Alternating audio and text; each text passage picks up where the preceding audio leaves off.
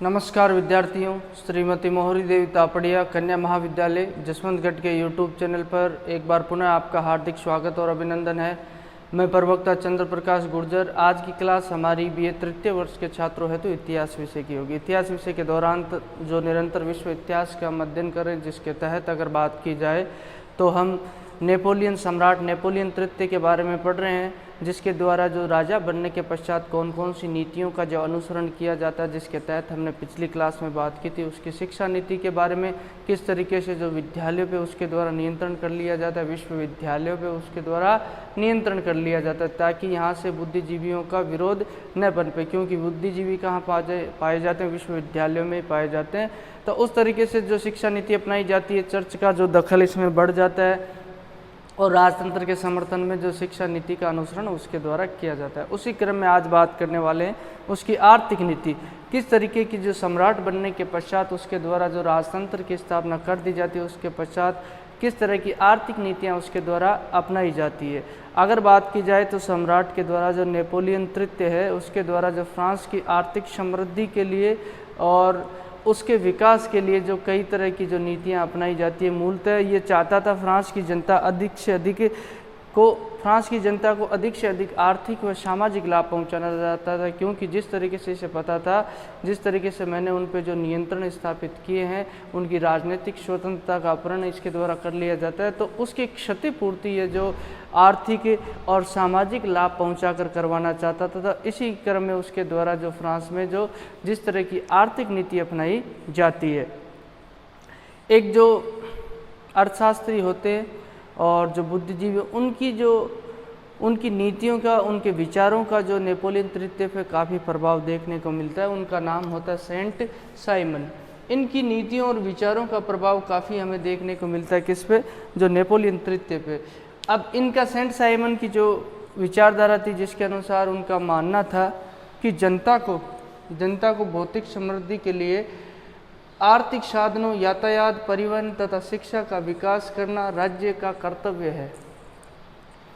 ये जो Saint Simon के द्वारा कहा गया कि अगर किसी शासक को जनता की भौतिक समृद्धि यानी भौतिक विकास, आर्थिक विकास उसका करना है, तो उसके लिए उसे आर्थिक साधन उपलब्ध करवाने चाहिए, जिसके तहत यातायात, परिवहन की जो अच्छी खासी व्यवस्था करवानी चाहिए, जिससे क्या होगा, जो किसी राज्य की आर्थिक स्थिति, भौतिक समृद्धि होगी।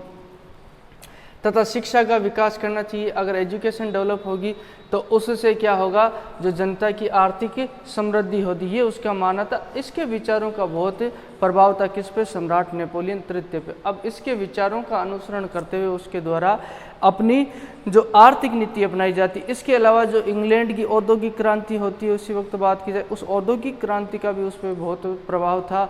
वह चाहता था कि इस औद्योगिक विकास के माध्यम से फ्रांस को जो क्या बनाया जाए, राष्ट्रीय शक्ति बनाया जाए, एक यूरोपीय शक्ति के रूप में उसे प्रकट किया जाए, और उसके अलावा जो फ्रांस को जो आर्थिक रूप से क्या किया जाए, संपन्न और समृद्ध कर दिया जाए।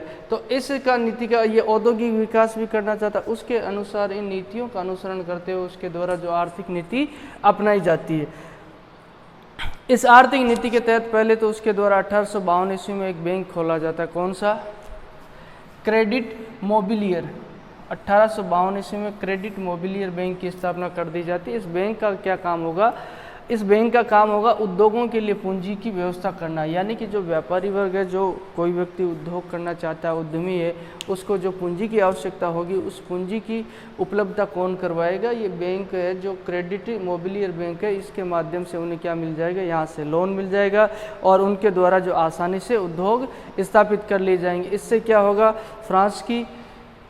फ्रांस को जो आर्थिक फायदा होगा, और यहीं से उद्योगों का जब विकास होगा तो उसका राजस्व भी बढ़ेगा। तो उद्योग धंधों के विकास के लिए जो पूंजी की व्यवस्था करने के लिए 1852 ईस्वी में जो क्रेडिट मोबिलियर बैंक खोल दिया जाता है। और उसके पश्चात बात की जाए, एक क्रेडिट फ्रांसियर बैंक भी खोला जाता है। ये कृषि क्षेत्र में विकास के लिए खोला जाता है। इसमें क्या व्यवस्था की जाती है, जिसके तहत कहा जाता है किसी भी किसान के द्वारा अपनी ज़मीन को गिरवी रख पर उस पर क्या लिया जा सकता है? ऋण लिया जा सकता है, लोन लिया जा सकता है, ताकि वह उसे अपने कृषि के विकास, कृषि के क्षेत्र में क्या कर सके, उनको खर्च कर सके और कृषि के क्षेत्र में उन्नति कर सके। तो इस तरीके के बैंकों की स्थापना की जाती है। सबसे पहले भी भाई आर्थिक जो विकास होगा कैसे, आर्थिक विकास, आर्थिक समृद्धि कैसे आएगी, इसके लिए जो लोगों को पैसा चाहिए, तो इनके लिए जो बैंकों की स्थापना की जाती है। इसके अलावा जो फ्रांस का राष्ट्रीय बैंक है, बैंक ऑफ फ्रांस है, उसको भी जो ऋण देने का अधिकार दे दिया जाता है, किसके द्वारा, सम्राट नेपोलियन के द्वारा, ताकि ज़्यादा से ज़्यादा पैसा बांटा जाएगा, तो उससे जो फ्रांस में ज़्यादा से ज़्यादा जो व्यापारियों के द्वारा उद्योग धंधे स्थापित किए जाएंगे, उसके आधार पर जो फ्रांस की आर्थिक स्थिति क्या होगी, सुदृढ़ होगी। ये इस तरीके का। अब इसके द्वारा व्यापार वाणिज्य, बोले व्यापार वाणिज्य की बढ़ोतरी के लिए क्या आवश्यक है, बोले रेलवे की बहुत आवश्यकता होती है। इससे क्या है, कच्चा माल आसानी से एक जगह से दूसरी जगह पहुंचाया जा सकता है, तैयार माल को भी एक जगह से दूसरी जगह तक आसानी से पहुंचाया जाता है, क्योंकि जहां से जो खनन होता है ज़रूरी नहीं है कि वहीं आवास पास में ही कारखाने हो, और एक जगह से दूसरी जगह जो सामान को बड़ी आसानी से जो पहुंचाया जा सके। इसके लिए जो रेलवे के विकास पे इसके द्वारा ज़्यादा ध्यान दिया जाता है, ताकि व्यापार वाणिज्य में क्या हो, उन्नति हो, उसका विकास हो। इसके लिए रेलवे के विकास पर अत्यधिक बल दिया जाता है। उसके अलावा सामुद्रिक यातायात को सुधारने का प्रयास किया जाता है, कई जहाज़ों का निर्माण किया जाता है। उसके अलावा जो सामुद्रिक जो यातायात में आने वाली जो बाधाएं हैं उनको दूर करने का प्रयास इसके द्वारा किया जाता है, ताकि इससे क्या विदेशी व्यापार जो उन्नत अवस्था में पहुंचे, और विदेशी व्यापार से भी इनको अच्छी खासी आय प्राप्त होती। इसके अलावा जो फ्रांस की सड़कों हैं, इनको सड़कों का पुनर्निर्माण किया जाता है, नई सड़कें बनाई जाती है और पुरानी सड़कों की मरम्मत करवाई जाती है, ताकि इससे क्या हो, व्यापार और उद्योगों में गति आ जाए, एक जगह से दूसरी जगह तक सामान भी बड़ी आसानी से पहुंचाया जा सके। सड़कों का सुधार करवाया जाता है, नए पुल वगैरह बनवाए जाते हैं आपस में जोड़ने के लिए सड़कों वगैरह को, या फिर नदियों के ऊपर जो पुल बनाए जाते हैं, और जो नगरों को आपस में जोड़ने के लिए जो तार की व्यवस्था, जो तार होता है ना, अपन कहते हैं तार भेजते, संदेश भेजने के लिए जो तार का प्रयोग पहले किया जाता था, तो उस तार से जो आपस में नगरों को जोड़ा जाता है, ताकि एक नगर से दूसरे नगर तक संदेश बड़ी आसानी से पहुंचाया जा सके, किसी तरह की जो सूचना वो बड़ी आसानी से पहुंचाई जा सके।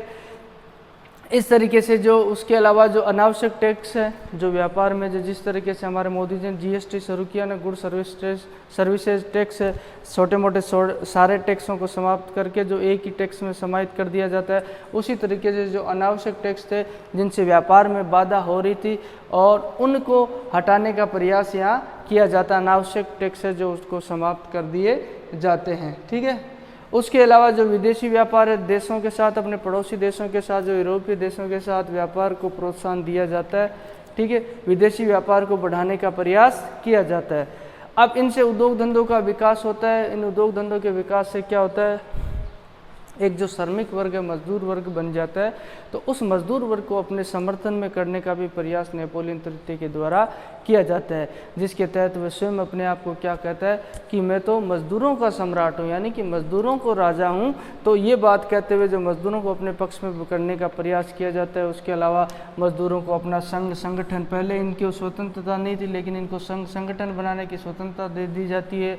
उसके अलावा जो हड़ताल करने का अधिकार दे दिया जाता है मजदूरों को। किसके द्वारा दिया जाता है ये अधिकार, जो सम्राट नेपोलियन तृतीय के द्वारा दे दिया जाता है। और कृषि क्षेत्र में विकास के लिए भी खूब प्रयास उसके द्वारा किए जाते हैं।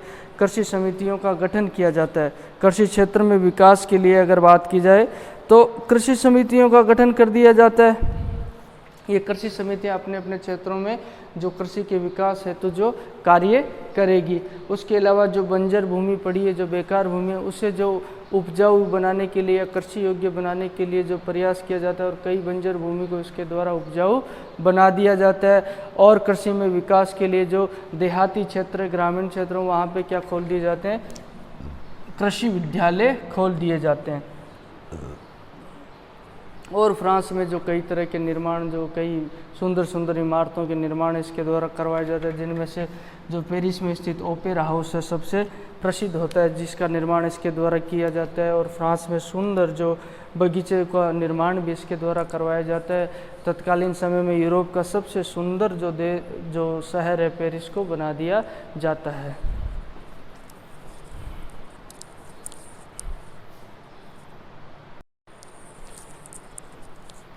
तो विद्यार्थियों, आज की क्लास में हमने बात की है जो सम्राट नेपोलियन तृतीय की आर्थिक नीति। जब लुई नेपोलियन जो सम्राट नेपोलियन तृतीय बन जाता है जो उसके द्वारा जो बात की जाए लोकतंत्र को समाप्त करके गणतंत्र को समाप्त करके राजतंत्र की स्थापना कर दी जाती है।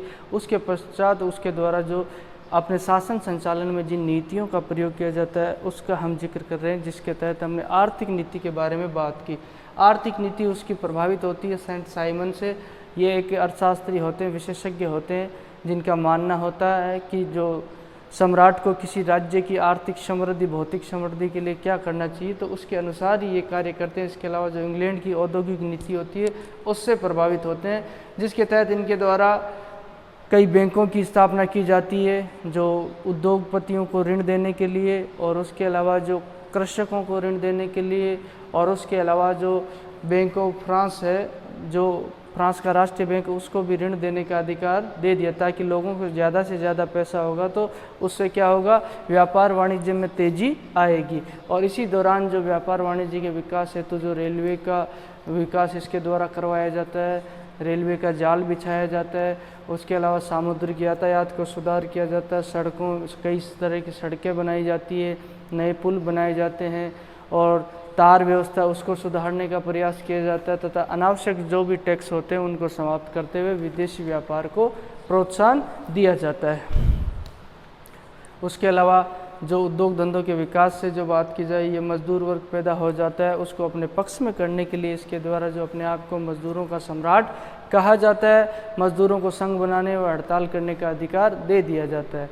कृषि क्षेत्र में विकास के लिए कई समितियों का गठन कर दिया जाता है, और जो बेकार पड़ी हुई बंजर भूमि है उसको कृषि योग्य बनाया जाता है। कृषि विद्यालय खोले जाते हैं ग्रामीण क्षेत्रों में, देहाती क्षेत्रों में कृषि के विकास हेतु, और ओपेरा हाउस जो कई तरह के जो सुंदर सुंदर इमारतों का भी निर्माण इसके द्वारा करवाया जाता है। तो इस तरीके से इसके द्वारा जो राजा बनने के पश्चात, सम्राट बनने के पश्चात आर्थिक नीति का अनुसरण किया जाता है। तो बोलिए, यहाँ तक आपको कोई चीज़ समझ में नहीं आई हो, किसी तरह की समस्या हो, शंका हो, तो आप निसंकोच पूछ सकते हो। और आपके पास जो शैक्षणिक व्हाट्सएप ग्रुप अवेलेबल है उसके माध्यम से आप अपनी राय या सुझाव जो भी है वो भी पहुंचा सकते हो और अपनी बात भी रख सकते हो। तो आज की क्लास के लिए बस इतना ही। सभी विद्यार्थियों को एक बार पुनः बहुत बहुत धन्यवाद।